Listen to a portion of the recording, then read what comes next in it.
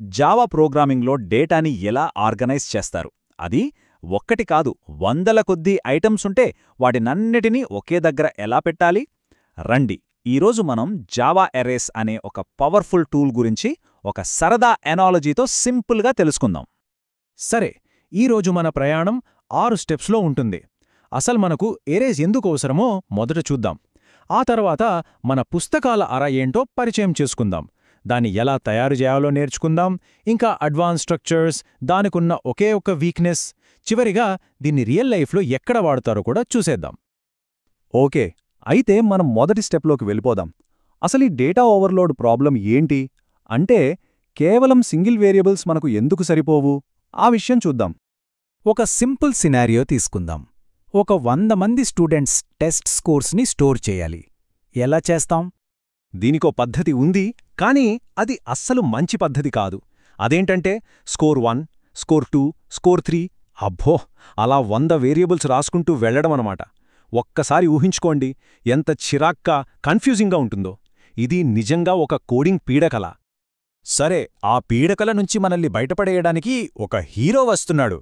అతనే మన పుస్తకాల అరలాంటి ఎరే. డేటాని చాలా నీట్గా ఆర్గనైజ్ చేయడానికి ఇదొక సూపర్ సొల్యూషన్. అసలు ఈ ఎరే అంటే ఏంటి? చాలా సింపుల్. ఇది ఒక డేటా స్ట్రక్చర్. అంటే ఏంటంటే ఒకే రకమైన వస్తువులని ఒకే చోట ఒక ఆర్డర్లో పెట్టే ఒక కంటైనర్. మన డేటా కోసం ఇదొక పుస్తకాల అరలాంటిది అని అనుకోవచ్చు. అయితే ఈ పుస్తకాల అరకి 2 స్ట్రిక్ట్ రూల్స్ ఉన్నాయి. ఒకటి, ఇందులో పెట్టే ఐటమ్స్ అన్నీ ఒకే రకంగా ఉండాలి. అంటే అన్ని నంబర్లే ఉండాలి, లేదా అన్ని టెక్స్ట్ మాత్రమే ఉండాలి, అలాగన్మాట. ఇక రెండో రూల్, ఒకసారి 50 పుస్తకాల అరని క్రియేట్ చేశామంటే దాని సైజ్ అంతే, ఫిక్స్డ్. దాన్ని మధ్యలో పెంచడంగాని తగ్గించడంగాని కుదరదు. ఇక్కడ ఒక ఇంట్రెస్టింగ్ టెక్నికల్ విషయముంది. మనం ఎరేకి ఒక పేరు పెడతాం కదా, ఆ పేరు స్టాక్ అనే మెమరీలో ఉంటుంది. కానీ అసలు ఎరే అంటే మన పుస్తకాల అర మొత్తం హీప్ అనే ఒక పెద్ద మెమరీ స్పేస్లో ఉంటుంది. అక్కడ ఐటమ్స్ అన్నీ ఒకదాని పక్కనొకటి వరుసగా ఉంటాయి. అందుకే మనం డేటాని చాలా ఫాస్ట్గా యాక్సెస్ చేయగలుగుతాం. సరే, థీరీ చాలు. ఇప్పుడు ప్రాక్టికల్గా చూద్దాం. మన ఫస్ట్ ఎరేని ఎలా క్రియేట్ చేయాలో స్టెప్ బై స్టెప్ చూసేద్దాం. ఇదిగోండి బ్లూ ప్రింట్. ఎరే క్రియేట్ చేయడానికి 2 simple steps. First step, declaration. అంటే ఇంట్ ఎరే స్టూడెంట్ స్కోర్స్ అని రాసి మన పుస్తకాల అరకి ఒక పేరు పెట్టడం. Second step, instantiation. Student scores equals to new int 50 అని చెప్పి నిజంగా 50 షెల్ఫ్లతో ఆ అరని నిర్మించడమన్నమాట. ఓకే, షెల్ఫ్ అయితే రెడీ అయిపోయింది. మరి ఇందులో బుక్స్ ఎలా పెట్టాలి? ఇక్కడొక చాలా ఇంపార్టెంట్ విషయం గుర్తుపెట్టుకోవాలి. కంప్యూటర్లు మనలాగా 1 నుంచి లెక్కబెట్టవు, 0 నుంచి మొదలు పెడతాయి. So first shelf number 0, second shelf number 1, అలాగన్మాట.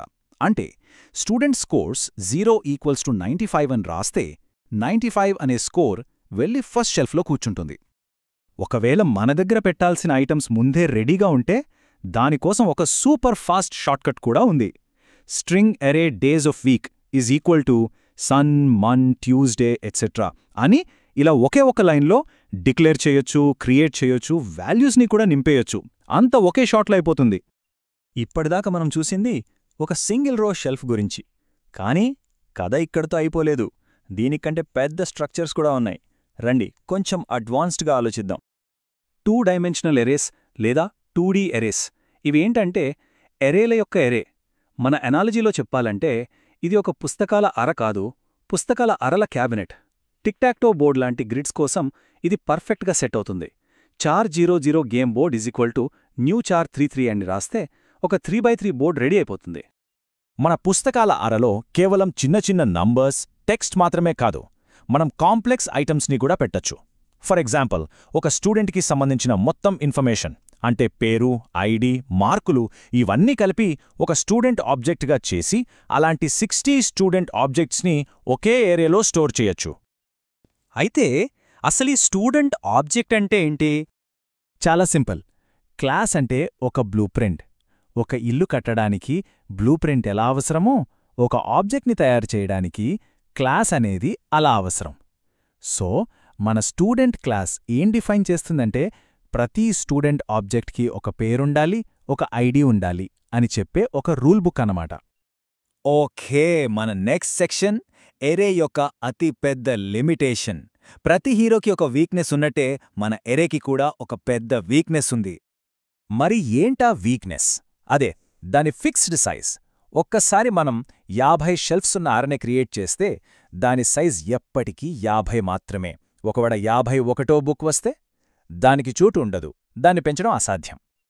అయ్యో, మరి ఈ ప్రాబ్లంకి సొల్యూషన్ లేదా? ఉంది.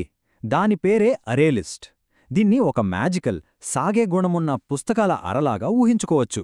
మనం బుక్స్ పెడుతూ ఉంటే అదే ఆటోమేటిక్గా పెరుగుతూ పోతుంది. ఎరేలాగా సైజ్ గురించి ముందే టెన్షన్ పడాల్సిన అవసరం లేదు.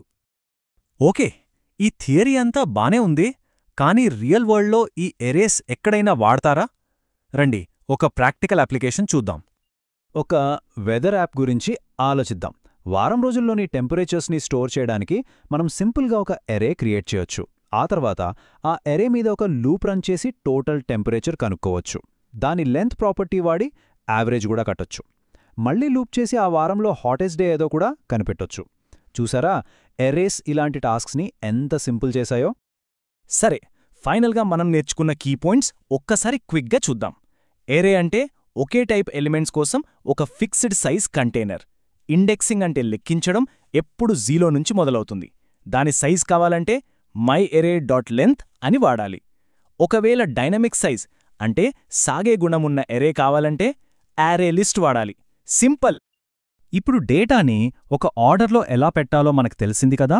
మరి ఈ కొత్త నాలెడ్జ్తో ఎలాంటి ప్రాబ్లమ్స్ని సాల్వ్ చేయొచ్చు అని ఆలోచించండి.